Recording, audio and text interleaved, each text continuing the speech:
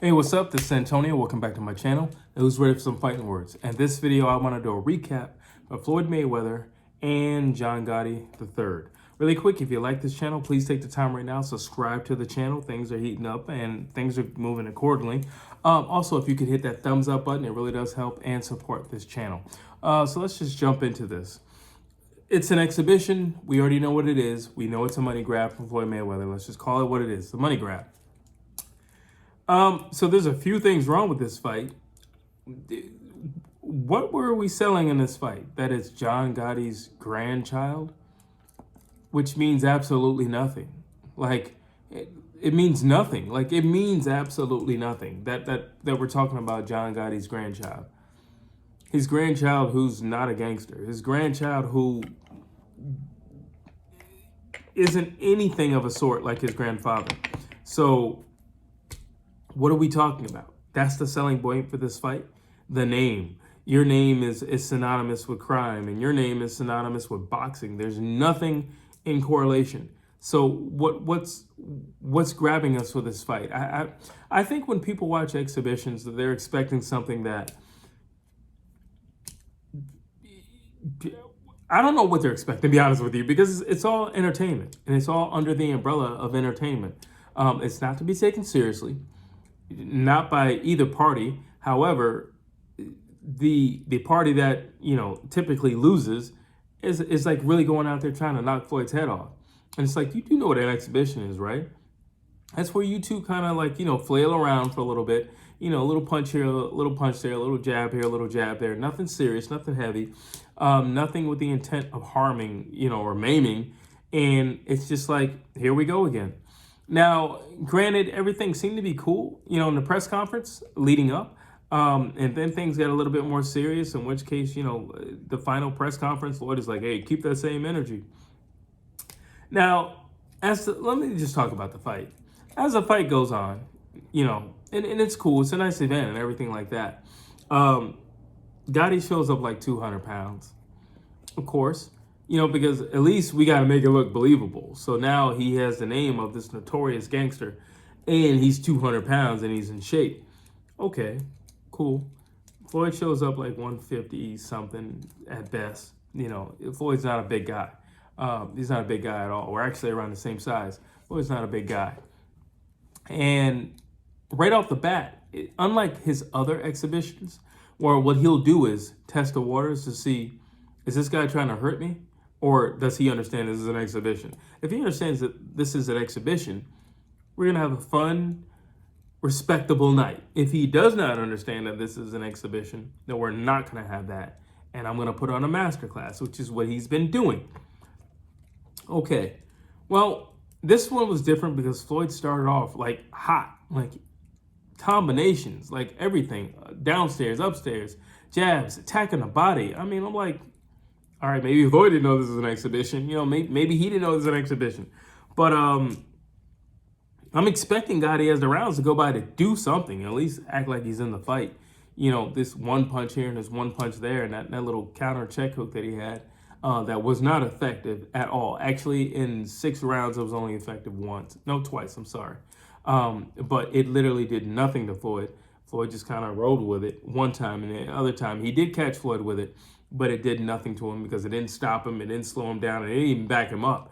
So there you have it with that. Floyd looked amazing. Like physically, his movement, phenomenal. Like he looked phenomenal. Of all his exhibitions, this is the best he's looked. It's the most aggressive that he's been, and it's the most keen and sharp that he has been.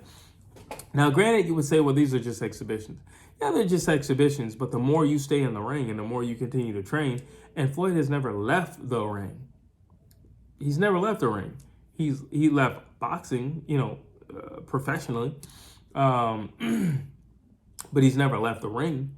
He's never left the ring. He's still training like a madman, still sparring with people like a madman, still sparring with young guys in their 20s, beating them up easily, outpointing them, faster than them, backing them up, bloodying them up. So this was no different. John Gotti III didn't do anything. I was expecting at some point, I know he had done a few MMA matches. I was expecting at some point for him to do something. Nothing crazy. Just like something. Like he did nothing. There was nothing. Like Deji did better than John Gotti the third. Deji's not a fighter. At least John Gotti the third had some fights under his belt. Deji's not a fighter, and he did better. And I mean, at least he caught Floyd like twice. You know what I'm saying? So I don't know. I understand exhibitions are exhibitions, and that's fine. So one other thing was, not one other thing, the big thing. Skip Bayless. What do you mean if you continue to talk, I'm going to stop the fight? It's a fight. You're more concerned with these two talking back and forth, the F-bomb being used back and forth, than you are with two grown men punching each other in the head. Are you serious? So he stops the fight. John Gotti goes ballistic. Well, I mean, if you had all that built up in you, I don't know why you didn't use that in the last 5 rounds. Made no sense to me. It wasn't like, listen, you might as well go for broke. You ain't winning anyway. So that looked a little weird and suspect. And then when he does run it on Floyd, he covered up, and then he clipped him, and then John Gotti flies across the ring. And I'm like, what in the world is going on?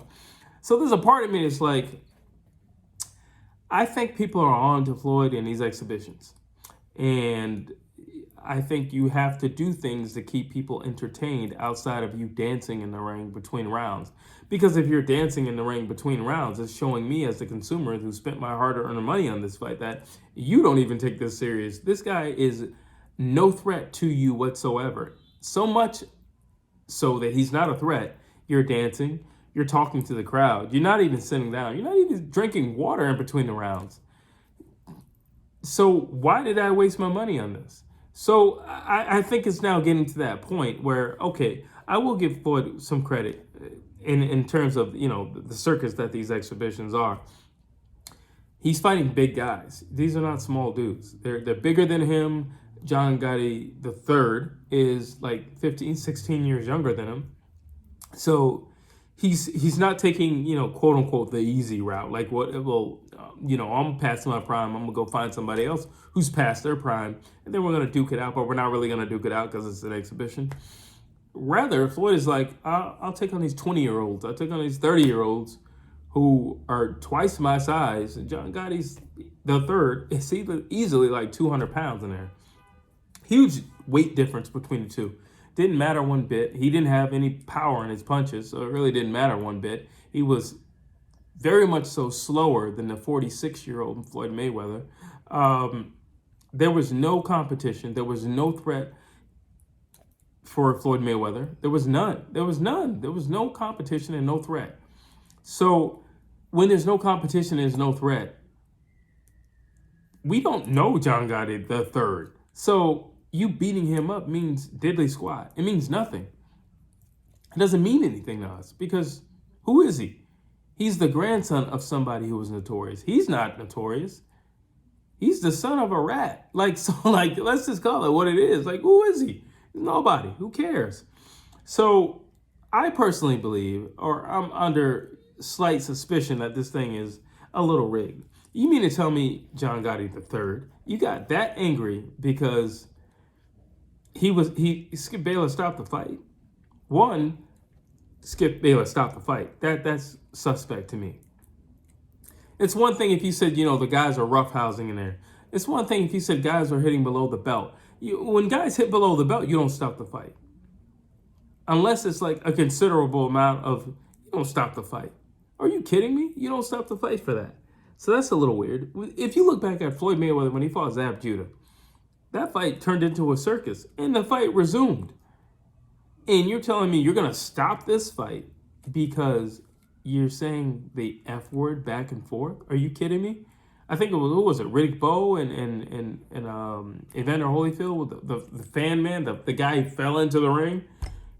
And they continued to fight. They were like, all right, get this clown out of here, beat him up really quick, and let's get this thing get the show on the road.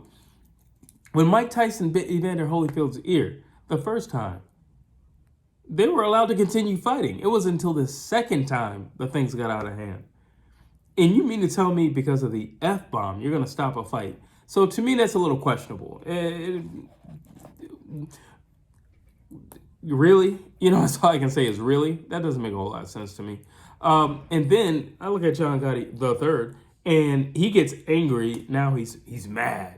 So he's the grandson of a mafioso. So when he gets mad, everybody better look out because he's mad, and who knows what he could do because he's the grandson of a mafioso. He did absolutely nothing.